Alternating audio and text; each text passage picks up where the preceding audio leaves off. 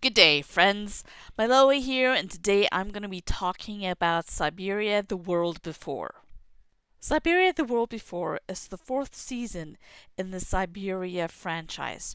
This franchise started in 1999, and I can still remember the first time I sat down and played it.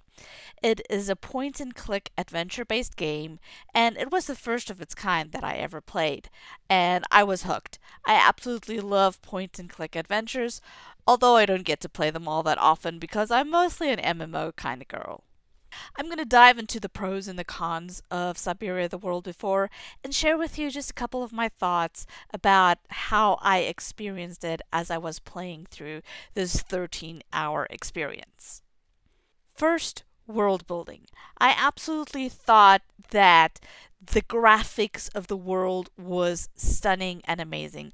I love automatons, I love robots, I love that it's based off of steam engines and how all of that brings together and projects a different kind of world that is still modern. Some of the cutscenes were also breathtaking, especially the opening scene that we'll watch here in a second, that includes the automatons coming to life as Dana Rose is making her debut performance as a musician in the town square. The story arc was also interesting as we were constantly exploring this whole mystery about who Dana Rose is, where she lived, what her life was like, and how that all ties in with Kate Walker in some unknown way.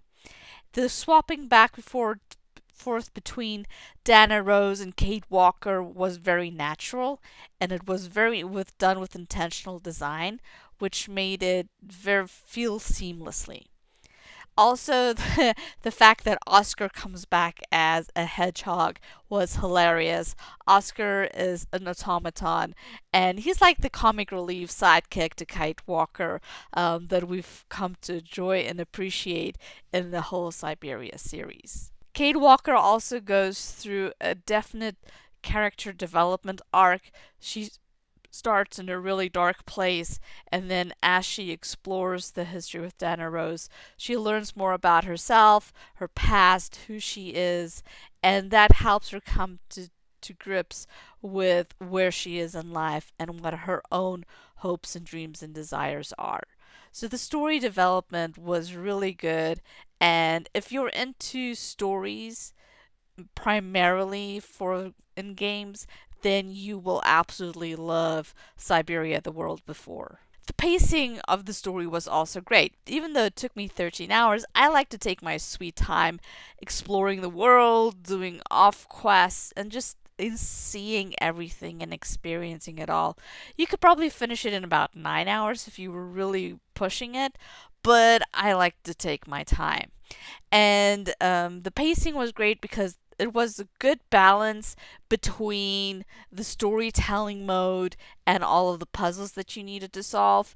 Plus, the puzzles weren't just like some odd puzzles here that you needed to figure out. It actually, the puzzles tied in very, very nicely with the story. So they went hand in hand with each other, which is what I think is a huge success with this game. Now let's talk about some of the cons.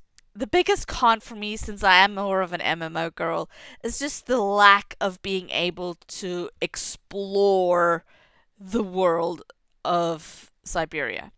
I would have loved to be able to go into a cafe, sit down, and people watch.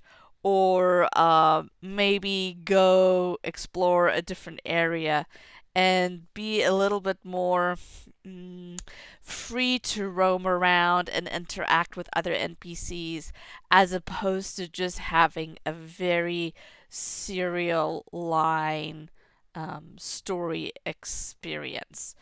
There were a handful of moments where a decision that you made affected some content that you later got, but it didn't really affect the gameplay, which I think was could have been maybe a little bit more interesting, um, adding another layer of complexity.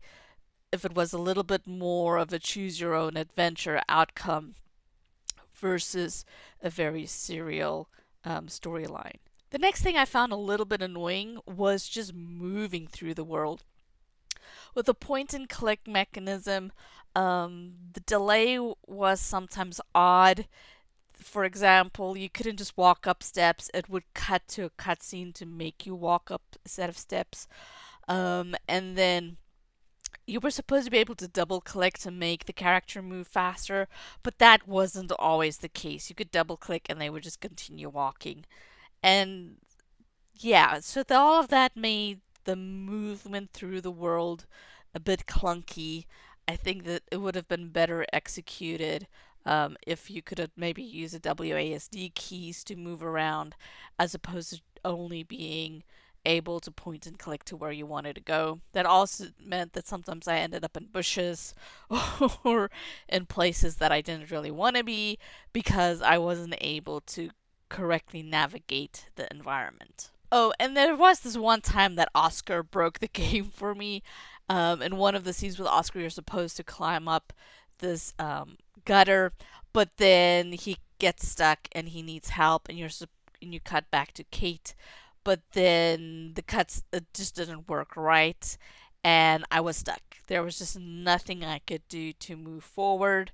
It wasn't that I didn't know what to do. It was just simply the camera angles and the game interface broke. Fortunately, I was able to track down an email address on Steam for the developers. I sent them a message. It took them about 24 hours to get back to me because I did not want to have to replay the entire game just to get past that point.